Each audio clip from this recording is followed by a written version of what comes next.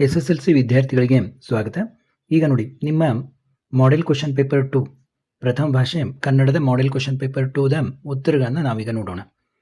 ನೋಡಿ, ಬಹು ಆಯ್ಕೆ ಇದರಲ್ಲಿ ಬಹಳಷ್ಟು ಸಾರಿ ಅದೇ ಪ್ರಶ್ನೆಗಳು ರಿಪೀಟ್ ಆಗ್ತಾ ಇರ್ತವೆ. ಅದಕ್ಕೆ ನೋಡ್ಕೋಬೇಕು ನೀವು. ಕನ್ನಡ ವರ್ಣಮಾಲೆಯ ಪ್ರತಿ ವರ್ಗದ 2 ಮತ್ತು 4ನೇ ಅಕ್ಷರಗಳು. ನೋಡಿ, ಪ್ರತಿ ವರ್ಗದಲ್ಲಿ 5 ಅಕ್ಷರ ಇರ್ತವೆ. 2 ಮತ್ತು 4ನೇ ಅಕ್ಷರಗಳು ಏನು? ಮಹಾಪ್ರಾಣಾಕ್ಷರಗಳು. ನೋಡಿ, ಕ, ಖ, ಗ, ಘ ಇವೇನು 2ನೇ ವರ್ಗದ ಅಕ್ಷರಗಳು. 2 ಮತ್ತು 4ನೇ ಅಕ್ಷರಗಳು ಮಹಾಪ್ರಾಣಾಕ್ಷರಗಳು ಇರ್ತವೆ. ಮದೋನ್ಮತ್ತ ಪದವು ಈ ಸಂಧಿಗೆ ಉದಾಹರಣೆಯಾಗಿದೆ. ನೋಡಿ, ಮದ ಪ್ಲಸ್ ಉನ್ಮತ್ತ, ಮದ ಪ್ಲಸ್ ಉನ್ಮತ್ತ, ಮದೋನ್ಮತ್ತ. ಅ ಪ್ಲಸ್ ಉ ಇದ್ದೇನಾಯ್ತು? ಓ ಆಯಿತು. ಆದ ಕಾರಣ ಇದೇನು? ಗುಣಸಂಧಿ. A plus uh equal to ಓ ಆಯಿತು. ಸ್ವತಂತ್ರ ವಾಕ್ಯಗಳಾಗಿ ನಿಲ್ಲಬಲ್ಲ ಅನೇಕ ಉಪವಾಕ್ಯಗಳನ್ನೇ ಒಂದು ಪೂರ್ಣಾಭಿಪ್ರಾಯದ ವಾಕ್ಯವಾದರೆ ಅದು ಸಂಯೋಜಿತ ವಾಕ್ಯ. ಅಂದ್ರೆ ನೀವೇನು ಓದ್ಕೋಬೇಕು? ವಾಕ್ಯಗಳ ಪ್ರಕಾರಗಳನ್ನು ಓದ್ಕೋಬೇಕು. ನೋಡಿ, ಪ್ರತಿ ಪರೀಕ್ಷೆಯಲ್ಲಿ ಪ್ರತಿ ಒಂದು ಪೇಪರ್ನಲ್ಲಿ ಇದೊಂದು ಬಂದಿದೆ ವಾಕ್ಯದ ಬಗ್ಗೆ. ಭವಿಷ್ಯತ್ ಕಾಲ ಸೂಚಕ ಪ್ರತ್ಯಯವಿದು. ಭವಿಷ್ಯತ್ ಕಾಲ ಸೂಚಕ ಪ್ರತ್ಯಯ ಯಾವುದು? ಉವ ಅನ್ನೋದು ಭವಿಷ್ಯತ್ ಕಾಲ ಸೂಚಕ ಪ್ರತ್ಯಯ. ತೃತೀಯ ವಿಭಕ್ತಿಯ ಕಾರಕಾರ್ಥ. ನೋಡಿ, ಕರಣಾರ್ಥ. ತೃತೀಯ ಅನ್ನೋದೇನು ಬರುತ್ತೆ? ಇಂದ. ಇದು ಕರಣಾರ್ಥ. ಕಳ್ಗುಡಿದ ಪದವು ಈ ಸಮಾಸಕ್ಕೆ ಸೇರಿದೆ. ಕಳ್ಗುಡಿದ ಅನ್ನೋ ಒಂದು ಕ್ರಿಯೆಯನ್ನು ತೋರಿಸ್ತಾ ಇದೆ. ಆದ ಕಾರಣ ಇದು ಕ್ರಿಯಾ ಸಮಾಸ. ಸಂಬಂಧಿ ಪದ ಬರೆಯುವುದು. ವಿದ್ಯಾಧರ ಬಿಜ್ಜೋದರ. ನೋಡಿ, ತತ್ಸಮ ತದ್ಭವ.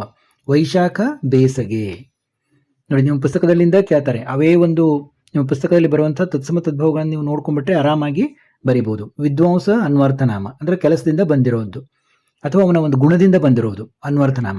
ಸಹದೇವ ಅನ್ನೋದು ಇಟ್ಟ ಹೆಸರು, ಇದು ಅಂಕಿತ ನಾಮ. ನೋಡಿ, ಹುಳ ಹುಪ್ಪಡಿ ಇದು ಜೋಡು ನುಡಿ. ಬಟ್ಟ ಬಯಲು ದ್ವಿರುಕ್ತಿ. ಯಾಕಂದ್ರೆ ಬಯಲು ಪ್ಲಸ್ ಬಯಲು, ಬಯಲು ಪ್ಲಸ್ ಬಯಲು ಎರಡರಲ್ಲೂ ಅದೇ ಶಬ್ದ ಇದೆ. ಆದ ಕಾರಣ ಬಟ್ಟ ಬಯಲು ಅಂತೀವಿ ನಾವು. ಬಯಲುನ್ನೇ ಬಟ್ಟ ಅಂತ. ಬಟ್ಟ ಬಯಲು ಅನ್ನೋದು ದ್ವಿರುಕ್ತಿ. ಇಲ್ಲಿ ಹುಳ ಬೇರೆ, ಹುಪ್ಪಡಿ ಬೇರೆ. ಹುಳ ಹುಪ್ಪಡಿ ಬೇರೆ ಬೇರೆ ಶಬ್ದ ಬಂದು ಜೋಡು ನುಡಿ. ನೋಡಿ, ಹಾಲು ಜೇನು ಅಂತ ಹೇಳ್ತೀವಿ, ಅದು ಕೂಡ ಜೋಡು ನುಡಿ. ಹುಳ ಹುಪ್ಪಡಿ ಅನ್ನೋದು ಜೋಡು ನುಡಿ. ಅದೇ ಬಟ್ಟ ಬಯಲು ಅನ್ನೋಲಿ ಬಯಲು ಪ್ಲಸ್ ಬಯಲು, ಬಟ್ಟ ಬಯಲು, ಇದು ದುರುಕ್ತಿ. ಇನ್ನು ಜಾಣತನ. ನೋಡಿ, ತದ್ದಿದ್ದಾಂತ ಭಾವನಾಮ.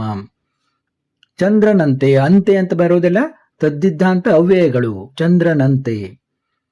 ಒಂದೊಂದು ವಾಕ್ಯದಲ್ಲಿ ಉತ್ತರ ಬರೆಯುವುದು. ನೋಡಿ, ಎಣ್ಣೆ ತುಪ್ಪದ ಮಿಶ್ರಣ ಬೇಡವೆಂದು ಹೇಳಿದವರು ಯಾರು? ನಯಸೇನ. ಶಾನುಭೋಗರ ರಾಜಭಕ್ತಿಯ ಲಾಂಛನ ಯಾವುದು? ಕಿರ್ದಿ ಪುಸ್ತಕ. ಆಂಗ್ಲ ಸಾಮ್ರಾಜ್ಯದ ವೈಭವ ಕಂಡುಬರುವ ಓಣಿ ಯಾವುದು?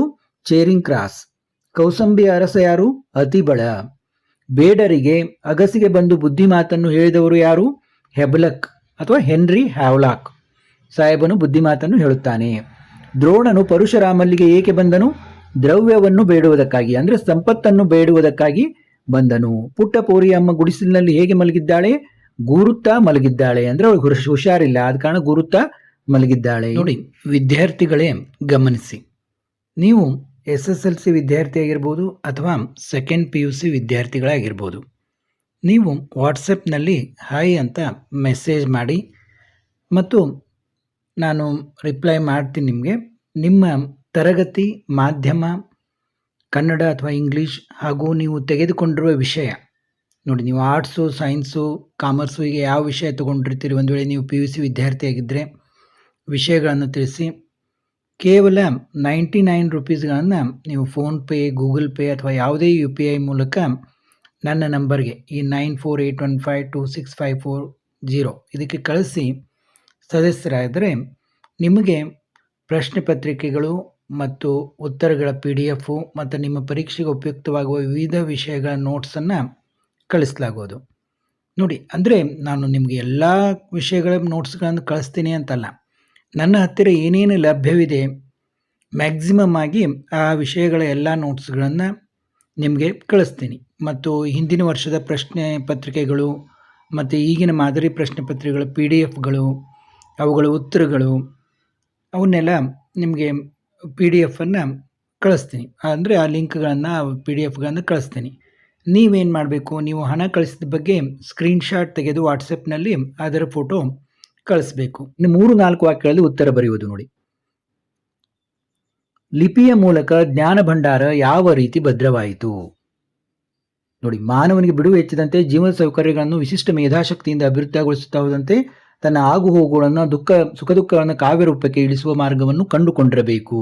ಸಾಹಿತ್ಯ ವಿವಿಧ ರೂಪದಲ್ಲಿ ಬೆಳೆದಿರಬೇಕು. ಲೆಕ್ಕಪತ್ರಗಳನ್ನು ನೀಡಲು ಉಪಯುಕ್ತವಾದ ಮೂಲಲಿಪಿಯನ್ನು ಮತ್ತಷ್ಟು ಪರಿಷ್ಕರಿಸುತ್ತಾ ಸುಂದರವಾದ ಸಾಹಿತ್ಯ ಕೃತಿಗಳನ್ನು ಬರೆದಿಡುವುದನ್ನು ಮಾನವ ಕಲಿತುಕೊಂಡ. ಆ ಲಿಪಿಯ ಮೂಲಕ ಪರಂಪರೆಯಿಂದ ಬಂದ ಎಷ್ಟೋ ವಿಷಯಗಳನ್ನು ಬರೆದಿಡಲು ಸಾಧ್ಯವಾಯಿತು. ಆ ಮೂಲಕ ಜ್ಞಾನ ಭಂಡಾರ ಭದ್ರವಾಯಿತು. ಯಾವಾಗ ಮನುಷ್ಯ ಬರೀಲಿಕ್ಕೆ ಕಲ್ತ್ಕೊಂಡ, ಸುಂದರವಾದ ಸಾಹಿತ್ಯ ಕೃತಿಗಳನ್ನು ಬರೆದಿಡ್ಲಿಕ್ಕೆ ಕಲ್ತ್ಕೊಂಡ, ಆವಾಗ ಜ್ಞಾನ ಭಂಡಾರ ಅನ್ನೋದು ಭದ್ರವಾಯಿತು. ವಿಶ್ವೇಶ್ವರಯ್ಯ ಅವರು ಹಣಕಾಸು ನೀತಿಯಲ್ಲಿ ಮಾಡಿದ ಮಾರ್ಪಾಡುಗಳೇನು ನೋಡಿ. ಮೊದಲನೇದಾಗಿ ಅವರು 1913ರಲ್ಲಿ ಮೈಸೂರು ಬ್ಯಾಂಕ್ ಅನ್ನು ಸ್ಥಾಪಿಸಿದರು. ಅನಂತರ ಉಳಿತಾಯ ಬ್ಯಾಂಕ್ಗಳು ಅಸ್ತಿತ್ವಕ್ಕೆ ಬಂದವು. ನೋಡಿ, ಕೈಗಾರಿಕೆಗಳ ಅಭಿವೃದ್ಧಿಗೆ ಫೀಡರ್ ಬ್ಯಾಂಕ್ ಹಾಗೂ ಕೈಗಾರಿಕಾ ಹೂಡಿಕೆ ಮತ್ತು ಅಭಿವೃದ್ಧಿ ನಿಧಿಗಳು ರಚಿತಗೊಂಡವು. ಸಾರ್ವಜನಿಕ ಜೀವ ವಿಮಾ ಯೋಜನೆ ಜಾರಿಗೆ ತಂದರು. ನೋಡಿ, ಇಷ್ಟು ಬರೆದ್ರು ಕೂಡ ನಿಮ್ಗೆ ಮಾರ್ಕ್ಸ್ ಅನ್ನು ಕೊಡ್ತಾರೆ. ಉಳಿದದ್ದನ್ನು ನೀವು ನೋಡ್ಕೋಬಹುದು ಏನೇನು ಕೊಟ್ಟಿದ್ದಾರೆ ಅಂತ ಹೇಳಿ. ಇನ್ನು ಟೊಪ್ಪಿಗೆ ವಿಶೇಷತೆಯನ್ನು ಲೇಖಕರು ಹೇಗೆ ದಾಖಲಿಸಿದ್ದಾರೆ ನೋಡಿ. ಇಲ್ಲಿನ ಹೆಣ್ಣು ಮಕ್ಕಳು ಧರಿಸುವ ಟೊಪ್ಪಿಗಳು ಒಂದು ಟೊಪ್ಪಿಗೆ ಅಂತೆ ಇನ್ನೊಂದು ಇರುವುದಿಲ್ಲ. ನೋಡಿ, ಇದನ್ನ ನೆನಪಿಗಳು ಇಟ್ಕೊಳ್ಳಿ. ಒಂದು ಟೊಪ್ಪಿಗೆ ಅಂತೆ ಇನ್ನೊಂದು ಇರುವುದಿಲ್ಲ. ಕೊನೆಗೆ ಸಿಕ್ಕಿಸಿದ ಪುಚ್ಚವಾದರೂ ಕನಿಷ್ಠ ಪಕ್ಷ ಬೇರೆಯಾಗಿರುತ್ತದೆ. ಇದನ್ನು ನೀವು ನೆನಪಿಟ್ಕೊಂಡ್ರೆ ಸಾಕು. ನೋಡಿ, ಮುಂದಿನ ಪ್ರಶ್ನೆ ಅಲ್ಲ. ರಾಜ್ಯಸಭೆಯಲ್ಲಿ ಅಗ್ನಿಭೂತಿ ವಾಯುಭೂತಿಯರನ್ನು ಮೂರ್ಖರೆಂದು ತೀರ್ಮಾನಿಸಿದ್ದೇಕೆ? ನೋಡಿ, ಇಷ್ಟು ದೊಡ್ಡ ಉತ್ತರವನ್ನು ಕೊಟ್ಟಿದ್ದಾರೆ ಇವರು. ನೀವು ಇದರಲ್ಲಿ ನೋಡಿ, ಕೆಲವು ದಿವಸಗಳು ಕಳೆದ ಮೇಲೆ ಮತ್ತೆ ಅವರಿಬ್ಬರನ್ನು ರಾಜನು ಅರಮನೆಗೆ ಕರೆಸಿಕೊಂಡು ನೀವು ಯಾವ ವಿದ್ಯೆಗಳನ್ನು ಬಲ್ಲಿರಿ ಎಂದು ವಿಚಾರಿಸಿದನು. ಅವರು ತಲೆ ತಗ್ಗಿಸಿ ಉತ್ತರ ಕೊಡಲಾರದೆ ಕಣ್ಣೀರು ಸುರಿಸಿದರು. ನಾಚಿಕೆಯಿಂದ ಕಾಲಿನ ಬೆರಳುಗಳನ್ನು ನೆಲದ ಮೇಲೆ ಗೀರತೊಡಗಿದರು. ರಾಜಸಭೆಯಲ್ಲಿದ್ದವರೆಲ್ಲ ರಾಜನನ್ನು ಕುರಿತು ಇವರು ಕಡುಮೂರ್ಖರು, ಇವರು ವಿದ್ಯೆಯನ್ನು ಅರಿಯರು, ಇವರು ಸಪ್ತವ್ಯಸನದಲ್ಲಿ ಮುಳುಗಿರುವರು ಎಂದು ನಿವೇದಿಸಿದರು. ಇದನ್ನು ಕೇಳಿದ ರಾಜನು ಇವರನ್ನ ಮೂರ್ಖರೆಂದು ತೀರ್ಮಾನಿಸಿ ಅಲ್ಲಿಂದ ಓಡಿಸಿದನು ಅಂತ. ಅಂದ್ರೆ ಯಾವ ವಿದ್ಯೆಯನ್ನು ಕಲಿಯದೆ ತಂದೆ ಕೂಡಿಟ್ಟ ಹಣವನ್ನು ಪೋಲು ಮಾಡುತ್ತಾ ಸಪ್ತವ್ಯಸನಗಳಿಗೆ ತುತ್ತಾಗಿದ್ದರು. ಯಾರು? ಅಗ್ನಿಭೂತಿ ಮತ್ತು ವಾಯುಭೂತಿಯರು. ಆದ ಕಾರಣ ಅವನು ರಾಜ್ಯಸಭೆಯಲ್ಲಿ ಕರೆಸಿ ಕೇಳಿದಾಗ ಅವರು ಏನೂ ಉತ್ತರ ಕೊಡದೆ ಕಣ್ಣೀರು ಸುರಿಸಿದರು. ನಾಚಿಕೆಯಿಂದ ಕಾಲಿನ ಬೆರಳುಗಳನ್ನು ನೆಲದ ಮೇಲೆ ಗೀರತೊಡಗಿದರು. ಇದನ್ನ ನೀವು ಬರೀಬೇಕು ಮುಖ್ಯವಾಗಿ. ಇನ್ನು ಹಕ್ಕಿ ಹಾರಾಟವನ್ನು ಆಕಾಶಕ್ಕೆ ಹೇಗೆ ಹೋಲಿಸಿದ್ದಾರೆ ನೋಡಿ. ಆಕಾಶದಲ್ಲಿ ಬೆಳಗುತ್ತಿರುವ ಸೂರ್ಯಚಂದ್ರನನ್ನು ಕಣ್ಣುಗಳಾಗಿ ಮಾಡಿಕೊಂಡು ಅನಂತದೆಡೆಗೆ ಹಾರಿ ಹೋಗುತ್ತಿದೆ ಎಂದು ಹಕ್ಕಿ ಹಾರಾಟವನ್ನು ಆಕಾಶಕ್ಕೆ ಹೋಲಿಸಿದ್ದಾರೆ. ಇದು ಇಂಪಾರ್ಟೆಂಟ್. ಇದು ಕಾಲವೆಂಬ ಹಕ್ಕಿಯು ಆಕಾಶ, ಮೋಡ, ಭೂಮಂಡಲಗಳ ಎಲ್ಲಾ ಬಣ್ಣಗಳನ್ನು ಸಮನಾಗಿ ಆವರಿಸಿಕೊಂಡಿದೆ. ಆಕಾಶದಲ್ಲಿರುವ ಮುಗಿಲಿಗೆ ರೊಕ್ಕೆ ಗೊಡೆದವು ಎಂಬಂತೆ ಆಕಾಶದಲ್ಲಿ ಮಿನುಗುತ್ತಿರುವ ಚಿಕ್ಕೆಗಳ ಮಾಲೆಯನ್ನು ಕೊರಳಿಗೆ ಸಿಕ್ಕಿಸಿಕೊಂಡು, ಇದೆಲ್ಲ ನೆನಪಾದರೂ ಕೂಡ ನೀವು ಬರೀಬಹುದು. ಇದನ್ನು ಮಾತ್ರ ಮುಖ್ಯವಾಗಿ ನೀವು ಕೊನೆಯದನ್ನು ಬರೀಬೇಕು. ದಂಡು ಹಲಗಲೆಯ ಮೇಲೆ ಹೇಗೆ ದಾಳಿ ನಡೆಸಿತು ನೋಡಿ. ನಿಶಸ್ತ್ರೀಕರಣ ಆದೇಶವನ್ನು ವಿರೋಧಿಸಿ ಬ್ರಿಟಿಷ್ ಸರ್ಕಾರದ ವಿರುದ್ಧ ದಂಗೆ ಎದ್ದ ಹಲಗಲೆ ಬೇಡನ್ನು ಬಗ್ಗುಬಡಿಯಲು ಬ್ರಿಟಿಷರ ದಂಡು ಬಂದಿತು. ಇದು ಮುಖ್ಯ, ಇಲ್ಲಿಂದ ಬರೀಬೇಕು. ಬ್ರಿಟಿಷರ ದಂಡಿನ ಸಿಪಾಯಿಗಳು ಹಲಗಲೆ ಬೇಡರ ಬೆನ್ನು ಹತ್ತಿ ಕೊಂದರು. ಎದುರಿಗೆ ಸಿಕ್ಕವರಿಗೆಲ್ಲ ಕರುಣೆ ಇಲ್ಲದೆ ಗುಂಡು ಹೊಡೆದು ಸಾಯಿಸಿದರು. ಬ್ರಿಟಿಷ್ ಸಿಪಾಯಿಗಳ ಗುಂಡಿಗೆ ಹೆದರಿ ಚಟೇಕಾರರು ಗುಡ್ಡದ ಕಡೆಗೆ ಓಡಿ ತಲೆಮರೆಸಿಕೊಂಡರು. ಇದಿಷ್ಟನ್ನು ಮಾತ್ರ ಬರೀಲೇಬೇಕು ನೀವು. ಇನ್ನು ಭಗತ್ ಸಿಂಗ್ ಜಲಿಯನ್ ವಾಲಾಬಾಗ್ ಮಾರಣ ಹೋಮದಿಂದ ತೆಗೆದುಕೊಂಡ ನಿರ್ಧಾರವನ್ನು ತಿಳಿಸಿ. ಒಂದಲ್ಲ ಒಂದು ದಿನ ಈ ದಮನಕಾರಿ ಪ್ರಭುತ್ವವನ್ನು ಧ್ವಂಸ ಮಾಡಲು ಏನನ್ನಾದರೂ ಮಾಡಿಯೇ ತೀರುತ್ತೇನೆಂದು, ಆಗ ಕ್ರೂರ ಬ್ರಿಟಿಷ್ ಆಳ್ವಿಕೆ ಅಂತ್ಯವಾಗುತ್ತದೆ ಎಂದು ತಿಳಿದಿದ್ದ ಭಗತ್ ಸಿಂಗ್ ಮುಂದೆ ಕ್ರಾಂತಿಕಾರಿಗಳ ಸಹಕಾರದಿಂದ ಮಾತೃಭೂಮಿಯನ್ನು ಗುಲಾಮಗಿರಿ ಸಂಕೋಲದಿಂದ ಬಿಡಿಸಲು ಸ್ವಾತಂತ್ರ್ಯ ಹೋರಾಟ ಪಥದಲ್ಲಿ ಮುನ್ನಡೆಯುವ ನಿರ್ಧಾರವನ್ನು ತೆಗೆದುಕೊಂಡನು. ಇನ್ನು ಅಂದವಾದ ಬರವಣಿಗೆ ಬಗ್ಗೆ ಗಾಂಧೀಜಿಯವರ ಅಭಿಪ್ರಾಯವೇನು ನೋಡಿ. ಮೊದಲು ಅವರು ಏನು ತಿಳ್ಕೊಂಡಿದ್ರು, ಅದು ಶಿಕ್ಷಣಕ್ಕೆ ಅವಶ್ಯವಿಲ್ಲ ಅಂತ ತಿಳ್ಕೊಂಡಿದ್ರು. ನಂತರ ಅವರು ಏನು ತಿಳ್ಕೊಂಡ್ರು ನೋಡಿ. ದಕ್ಷಿಣ ಆಫ್ರಿಕಾಕ್ಕೆ ಹೋದ ಮೇಲೆ ಅಲ್ಲಿದ್ದ ಸುಶಿಕ್ಷಿತ ಯುವಕರ ಮತ್ತು ವಕೀಲರ ಮುತ್ತು ಪೋಣಿಸಿದಂಥ ಸುಂದರ ಬರವಣಿಗೆ ನೋಡಿ ಅವರಿಗೆ ನಾಚಿಕೆಯೂ ಪಶ್ಚಾತ್ತಾಪವೂ ಉಂಟಾಯಿತು. ಕೆಟ್ಟ ಅಕ್ಷರದ ಬರವಣಿಗೆ ಅಪಕ್ವ ಮತ್ತು ಅಪೂರ್ಣ ಶಿಕ್ಷಣದ ಚಿಹ್ನೆ ಎಂದು ಅವರು ಅರಿತರು. ತಮ್ಮ ಉದಾಹರಣೆಯಿಂದ ಒಳ್ಳೆಯ ಬರವಣಿಗೆ ಉತ್ತಮ ಶಿಕ್ಷಣದ ಅವಶ್ಯವಾದ ಅಂಶವೆಂಬುದನ್ನು ಪ್ರತಿಯೊಬ್ಬ ಯುವಕನು ಯುವತಿಯು ತಿಳಿದುಕೊಳ್ಳಲಿ ಎಂದು ಗಾಂಧೀಜಿಯವರದು ಅಂದವಾದ ಬರವಣಿಗೆ ಬಗ್ಗೆ ಅಭಿಪ್ರಾಯವಾಗಿತ್ತು. ಅಂದರೆ ಒಳ್ಳೆಯ ಬರವಣಿಗೆ ಉತ್ತಮ ಶಿಕ್ಷಣದ ಅವಶ್ಯ ಅನ್ನೋದನ್ನು ಪ್ರತಿಯೊಬ್ಬ ಯುವಕ ಯುವತಿಯು ತಿಳ್ಕೊಳ್ಳಬೇಕು ಅಂತ ಗಾಂಧೀಜಿಯವರ ಅಭಿಪ್ರಾಯ. ಜ್ಞಾನಿ ಅಜ್ಞಾನಿಗಳ ಸಂಘದ ಬಗ್ಗೆ ಅಕ್ಕಮಹಾದೇವಿಯ ಅಭಿಪ್ರಾಯ ಏನು? ಅರಿಯದವರೊನ್ನೆ ಸಂಘ ಮಾಡಿದರೆ ಕಲ್ಲನ್ನು ಹೊಡೆದು ಬೆಂಕಿಯನ್ನು ಪಡೆದಂತೆ ಅಪ್ರಯೋಜನಕಾರಿಯಾಗಿರುತ್ತದೆ. ಅರಿತವರೊನ್ನೆ ಸಂಘ ಮಾಡಿದರೆ ಮೊಸರನ್ನು ಕಡೆದು ಬೆಣ್ಣೆಯನ್ನು ಪಡೆದಂತೆ ಪ್ರಯೋಜನಕಾರಿಯಾಗಿರುತ್ತದೆ. ಆದ ಕಾರಣ ಶರಣರ ಸಂಘವನ್ನು ಮಾಡಿದರೆ ಕರ್ಪೂರದ ಗಿರಿಯನ್ನು ಉರಿಯ ಕೊಂಬಂತೆ ಎನ್ನುವುದು ಅಕ್ಕ ಮಹಾದೇವಿಯವರ ಅಭಿಪ್ರಾಯವಾಗಿದೆ. ರಾಜರ ಪ್ರಕೃತಿ ಹೇಗಿರುತ್ತದೆ ನೋಡಿ. ರಾಜರ ಪ್ರಕೃತಿ ಅಹಂಕಾರದ ಜ್ವರ ತಲೆಗಡರಿ ಅವರ ಬಗೆಯಲ್ಲಿ ಕತ್ತಲು ತುಂಬಿರುತ್ತದೆ. ಇದು ಎಲ್ಲ ದುಡ್ಡಿನ ಮಹಿಮೆ. ದುಡ್ಡು ದುರಭಿಮಾನದ ತವರು. ದುಡ್ಡಿನ ಪೈತೆ ಅಡಗಿದವರಿಗೆ ಜಗತ್ತೆಲ್ಲ ಕ್ಷುದ್ರವಾಗಿ ಕಾಣುತ್ತದೆ. ರಾಜ್ಯ ಎನ್ನುವುದು ಒಂದು ವಿಷಯ. ಅದರ ಅಧಿಕಾರ ಸೋಂಕು ಆಗಿದವರಿಗೆಲ್ಲ ಬುದ್ಧಿ ಮಂಕಾಗಿ ಬಿಡುತ್ತದೆ. ಇನ್ನು ಕವಿಗಳ ಸಾಹಿತ್ಯಗಳ ಜನ್ಮಸ್ಥಳ, ಕಾಲ, ಕೃತಿ ಮತ್ತು ಪ್ರಸ್ತುತಗಳನ್ನು ಕುರಿತು ವಾಕ್ಯ ರೂಪದಲ್ಲಿ ಬರೆದಿದ್ದಾರೆ. ಇಲ್ಲಿ ಸಾರಾ ಅಬೂಬಕರ್ ಮತ್ತು ರನ್ನ ಬಗ್ಗೆ ಕೇಳಿದರೆ ನೀವು ಅವರ ಕಾಲ ಮತ್ತು ಸ್ಥಳ ಬರಿಬೇಕು. ಇನ್ನು ಕೃತಿಗಳ ಬಗ್ಗೆ ಬರೀಬೇಕು ಮತ್ತು ಅವರಿಗೆ ಯಾವುದಾದ್ರೂ ಪ್ರಶಸ್ತಿಗಳು ದೊರಕಿದ್ರೆ ಅದನ್ನ ಬರೀಬೇಕು. ಇಲ್ಲೂ ಕೂಡ ನೋಡಿ ರನ್ನದ ಕಾಲ ಮತ್ತು ಸ್ಥಳ ಕೊಟ್ಟಿದ್ದಾರೆ, ಕೃತಿಗಳ ಬಗ್ಗೆ ಕೊಟ್ಟಿದ್ದಾರೆ. ಮತ್ತು ಬಿರುದು ಬಗ್ಗೆ ಕೊಟ್ಟಿದ್ದಾರೆ. ಇನ್ನು ಪ್ರಸ್ತಾರ ಹಾಕಿ ಗಣ ವಿಭಾಗಿಸಿ ಛಂದಸ್ಸನ್ನು ಹೆಸರಿಸುವುದು. ನೋಡಿ, ಈ ರೀತಿ ಪ್ರಸ್ತಾರ ಹಾಕಿದಾಗ ಇಲ್ಲಿ 14 ಇಲ್ಲಿ 23 ಬಂದವು. ಇದನ್ನು ನೀವು ನೋಡಿಕೊಂಡು ನೀವು ಇದು ಭಾಮಿನಿ ಷಟ್ಪದಿ ಅಂತ ನೀವು ತಿಳ್ಕೋಬೇಕು. ಇನ್ನು ಅಲಂಕಾರ ನೋಡಿ, ಅಲಂಕಾರದ ಹೆಸರು ನೋಡಿ, ಅಂತೆ ಅಂತ ಬಂತಿಲ್ಲಿ. ಭೀಮ ದುರ್ಯೋಧನರು ಮದಗಜಗಳಂತೆ. ಅಂತೆ ಅಂತ ಬಂದಾಗ ಏನಾಗ್ತದೆ? ಉಪಮಾಲಂಕಾರ ಇರ್ತದೆ. ಎರಡು ವಸ್ತುಗಳಿಗೆ ಪರಸ್ಪರವಾಗಿ ಇರುವ ಹೋಲಿಕೆಯನ್ನು ಹೇಳುವುದೇ ಉಪಮಾಲಂಕಾರ. ಭೀಮ ದುರ್ಯೋಧನರು ಮದಗಜಗಳಂತೆ. ಉಪಮಾವಾಚಕ ಯಾವುದಿದೆ? ಅಂತೆ. ಅಂದ್ರೆ ಇಲ್ಲಿ ಸಮಾನ ಧರ್ಮ ಏನಿದೆ? ಹೋರಾಡುವುದು. ಇದನ್ನು ಬರೀಬೇಕು ನೀವು. ಉಪಮೇಯ, ಉಪಮಾನ, ಉಪಮಾವಾಚಕ, ಸಮಾನ ಧರ್ಮ. ಇನ್ನು ಗಾದೆಯನ್ನು ವಿಸ್ತರಿಸಿ ಬರೆಯೋದು. ಸತ್ಯಕ್ಕೆ ಸಾವಿಲ್ಲ, ಸುಳಿಗೆ ಸುಖವಿಲ್ಲ, ದೇಶಸುತ್ತಿ ನೋಡಿ ಗಾದೆ ಯಾವುದಾದ್ರೂ ನಾನು ಪ್ರತಿ ವಿಡಿಯೋದಲ್ಲೂ ಹೇಳಿದ್ದೀನಿ. ಈ ಗಾದೆಗೆ ಏನು ಪೀಠಿಕೆ ಇರುತ್ತಲ್ಲ, ಎಲ್ಲ ಗಾದೆಗೂ ಇದೇ ಸೇಮ್ ಪೀಠಿಕೆಯನ್ನು ಬರೀಬೇಕು. ಆಮೇಲೆ ಆ ಗಾದೆ ಒಂದು ವಿವರಣೆಯನ್ನು ನೀವು ಬರೀಬೇಕು. ಅಲ್ಲಲ್ಲಿ ಪಾಸ್ ಮಾಡಿ ನೋಡ್ಬೋದು ನೀವು, ಅಥವಾ ನೀವು ಈ ಒಂದು PDF ಅನ್ನು ಡೌನ್ಲೋಡ್ ಮಾಡಿಕೊಂಡು ನೋಡ್ಬೋದು. ಸಂದರ್ಭವನ್ನು ಸ್ವಾರಸ್ಯದೊಂದಿಗೆ ಬರೆಯುವುದು. ನಾನು ಮುಖ ಮೇಲಾಗಿ ಬಿದ್ದಿದ್ದೇನೆ. ನೋಡಿ, ಇದನ್ನ ಲೇಖಕರು, ಕೃತಿ ಹೆಸರು ಮತ್ತು ಪಾಠದ ಹೆಸರು ಬರೀಬೇಕು. ಮತ್ತು ಸಂದರ್ಭ ಮತ್ತು ಸ್ವಾರಸ್ಯ ಎಲ್ಲಿದೆ ಅದನ್ನು ಬರೀಬೇಕು. ಇನ್ನು ಸಾಮಾಜಿಕ ಕಾನೂನುಗಳ ಹರಿಕಾರ, ಇಲ್ಲಿ ಕೂಡ ಲೇಖಕರು, ಕೃತಿ ಮತ್ತು ಇದನ್ನು ಬರೀಬೇಕು. ಸಂದರ್ಭ, ಸ್ವಾರಸ್ಯ. ಹಾಗಾದರೆ ನಿಮಗೆಲ್ಲ ಮನೆ ಉಂಟಾ ನನ್ನ ಮಕ್ಕಳ?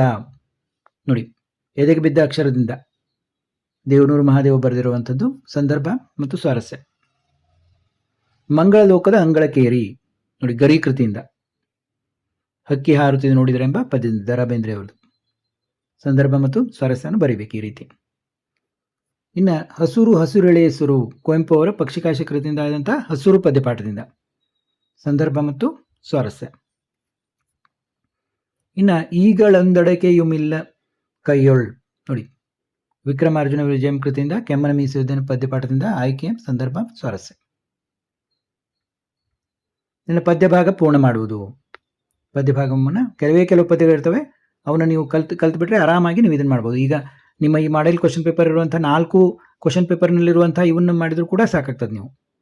ಇನ್ನು ಪದ್ಯಭಾಗವನ್ನು ಓದಿ ಅರ್ಥ ಮಾಡಿಕೊಂಡು ಅಡಕವಾಗಿರುವ ಮೌಲ್ಯವನ್ನು ಆಧರಿಸಿ ಸಾರಾಂಶ ಬರೆಯುವುದು. ಇದು ಕೂಡ ಅಷ್ಟೇ. ಕೆಲವು ಪದ್ಯಗಳ ಸಾರಾಂಶವನ್ನು ಕೇಳ್ತಾರೆ. ಯಾವ್ಯಾವ ಪ್ರಶ್ನೆ ಪತ್ರಿಕೆಯಲ್ಲಿ ಬಂದಿದೆಯೋ ಅವನ್ನ ಸ್ಟಡಿ ಮಾಡಿಕೊಂಡ್ರೆ ಸಾಕು ನೀವು. ಕಳೆದ ವರ್ಷದ ಮತ್ತು ಈ ಒಂದು ಮಾದರಿ ಪ್ರಶ್ನೆ ಪತ್ರಿಕೆ, ಕಳೆದ ವರ್ಷದ ಪ್ರಶ್ನೆ ಪತ್ರಿಕೆಗಳಿಗೂ ಉತ್ತರಗಳು ಲಭ್ಯವೇ, ಅವನ್ನು ಮಾಡ್ಕೊಳ್ಳಿ. ಮತ್ತು ಈ ಮಾದರಿ ಪ್ರಶ್ನೆ ಪತ್ರಿಕೆ ಮಾಡ್ಕೊಳ್ಳಿ. ನೋಡಿ, 8-10 ವಾಕ್ಯಗಳಲ್ಲಿ ಉತ್ತರಿಸುವುದು. ನೋಡಿ, ಅಥವಾ ಪ್ರಶ್ನೆಗೆ ಉತ್ತರ ಇದು. ಸಂಕಲ್ಪ ಮತ್ತು ಅನುಷ್ಠಾನ ಕುರಿತು ಕವಿ ರವಿ ಶಿವರುದ್ರಪ್ಪ ಅಂತ ಕೇಳಿದರೆ, ಅಥವಾ ಜೀವನದಲ್ಲಿ ಬೇಕಾದಂಥ ಧನಾತ್ಮಕ ಭಾವನೆ ಹಾಗೂ ದೃಢ ಸಂಕಲ್ಪದ ಮಹತ್ವ.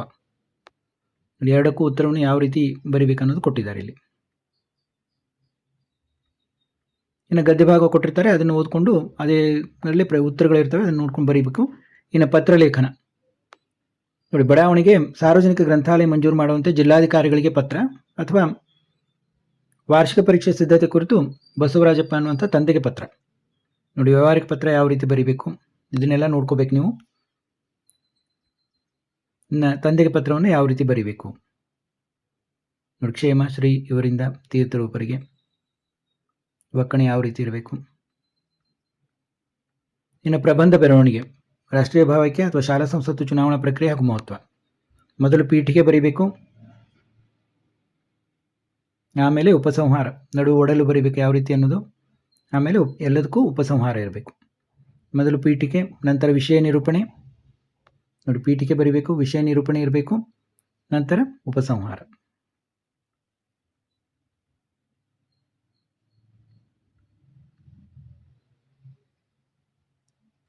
ನೋಡಿ, ಇಲ್ಲಿಗೆ ಉಪಸಂಹಾರ.